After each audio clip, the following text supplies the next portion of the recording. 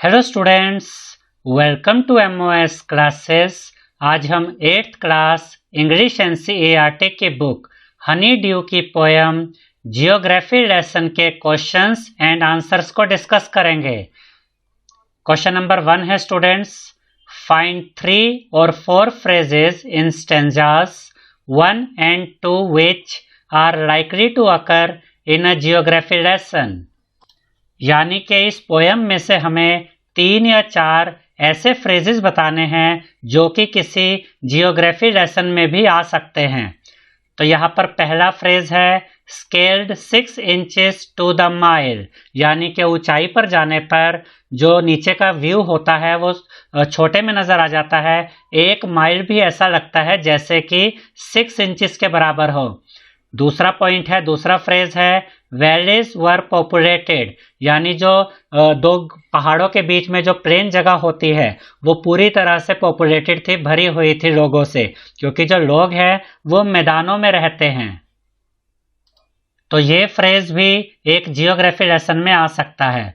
Third phrase है जो कि एक जियोग्राफी लेसन में आ सकता है, वो है students land and water attracted man, यानी कि जो ज़मीन होती है, जो प्लेन ज़मीन होती है और जो पानी होता है वो इंसानों को अट्रैक्ट करता है, और इंसान हमेशा से ही प्लेन ज़मीन पर और नदी के किनारे यानी पानी के किनारे बसना पसंद करते हैं। तो ये 3 फ्रेजेस ऐसे हैं जो इस पोयम में हैं और ये किसी जियोग्राफी लेसन में भी आ सकते हैं। क्वेश्चन नंबर 2 है seen from the window of an aeroplane the city appears, यानी कि अगर एरोप्लेन की खिड़की से नीचे देखा जाए तो जो शहर होते हैं वो कैसे दिखते हैं। यहाँ पर हमें 3 ऑप्शन दिए गए हैं और हमें ये बताना है इनमें से कौन सा ऑप्शन सही है। फर्स्ट ऑप्शन है as hazard as on the ground, second option है as neat as a map, और थर्ड ऑप्शन है एज डेवलप्ड एज नेसेसरी।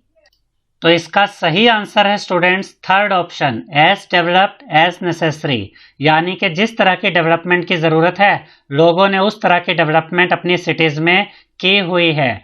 तो यहाँ पर ये थर्ड ऑप्शन सही है कि ऊपर से जब हम एरोप्लेन की खिड़की से नीचे देखते हैं तो हमें ऐसा दिखता है कि जिस तरीके की लोगों की ज़रूरत थी उन्होंने उस तरीके से अपनी सिटी को डेवलप किया हुआ है।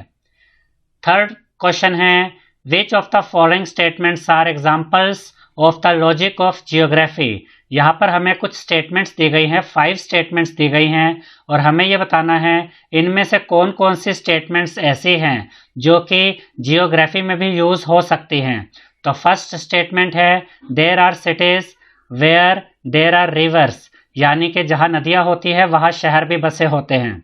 ये स्टेटमेंट बिल्कुल सही है जो कि जियोग्राफी में भी आ सकती है। सेकेंड स्टेटमेंट है cities appear as they are not from 6 miles above the ground, यानी कि जब आप एरोप्लेन में ऊपर की तरफ जाते हैं, आसमान की तरफ जाते हैं तो नीचे देखने पर ऐसा लगता ही नहीं कि जो सिटीज़ हैं वो 6 miles नीचे हैं, यानी कि ऊपर से देखने पर यह अंदाज़ा ही नहीं हो पाता कि जो सिटीज़ हैं उससे हम 6 miles ऊपर आ गए हैं, हमें वो उतनी नीचे लगती ही नहीं है। तो ये जो स्टेटमेंट है ये जियोग्राफी लेसन के हिसाब से नहीं है। तो अभी तक फर्स्ट स्टेटमेंट हमें ऐसी मिली है जो कि जियोग्राफी लेसन में भी आ सकती है, जियोग्राफी के हिसाब से है। थर्ड स्टेटमेंट है it is easy to understand why valleys are populated, यानी ऊपर से नीचे देखने पर यह आसानी से समझा जा सकता है कि जो पॉपुलेशन है, जो लोग बसते हैं वो वैलीज में यानी कि समतल ज़मीन पर बसते हैं। तो ये वाली जो स्टेटमेंट है ये जियोग्राफी के हिसाब से बिल्कुल ठीक है। फोर्थ स्टेटमेंट है it is difficult to understand why humans hate and kill one another, यानी कि ये समझना बहुत मुश्किल है कि लोग एक दूसरे से नफरत क्यों करते हैं और एक दूसरे को मारते क्यों हैं। तो ये स्टेटमेंट जियोग्राफी के हिसाब से नहीं है। फिफ्थ स्टेटमेंट है the earth is round and it has more sea than land, यानी कि जो अर्थ है वो राउंड है, धरती गोल है और धरती पर ज़मीन से ज़्यादा पानी है। ये जो स्टेटमेंट है ये जियोग्राफी के हिसाब से बिल्कुल ठीक है। तो फर्स्ट स्टेटमेंट, थर्ड स्टेटमेंट और फिफ्थ स्टेटमेंट जियोग्राफी के हिसाब से बिल्कुल फिट बैठती है। तो यहाँ पर हम लिखेंगे first, third and fifth statements are the correct statements. Question number 4 है mention 2 things that are clear from the height, not clear from the height, यानी कि हमें दो ऐसी चीज़ें बतानी है स्टूडेंट्स जो हाइट से बिल्कुल क्लियर नज़र आती हैं, और दो ऐसी चीज़ें बतानी हैं जो हाइट से क्लियर नहीं नज़र आती, जिनके बारे में कुछ पता नहीं चलता हाइट से भी। तो पहले हम वो दो चीज़ें देखेंगे जो हाइट से बिल्कुल क्लियर हो जाती हैं। The earth is round and it has more sea than land, यानी कि हाइट से हमें ये, हाइट पर जब हम जाते हैं तो हमें ये पता चल जाता है कि धरती गोल है और ज़मीन से ज़्यादा पानी है। उसके बाद अब हम दो ऐसी चीज़ें देखेंगे जो हाइट पर जाने के बाद भी हमें क्लियर नहीं होती। Y man hate each other and build walls across the cities, यानी कि हाइट पर जाने पर भी हमें ये समझ नहीं आता कि इंसान एक दूसरे से नफरत क्यों करता है और शहरों के बाहर दीवारें क्यों बना देता है, यानी शहरों के चारों तरफ दीवारें क्यों बना देता है, ये हमें हाइट पर जाकर भी समझ नहीं आता।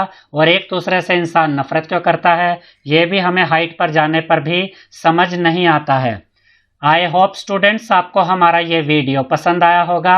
अगर आपको हमारा ये वीडियो पसंद आया है तो इस वीडियो को लाइक करें, शेयर करें और हमारे चैनल को सब्सक्राइब करें। Thank you.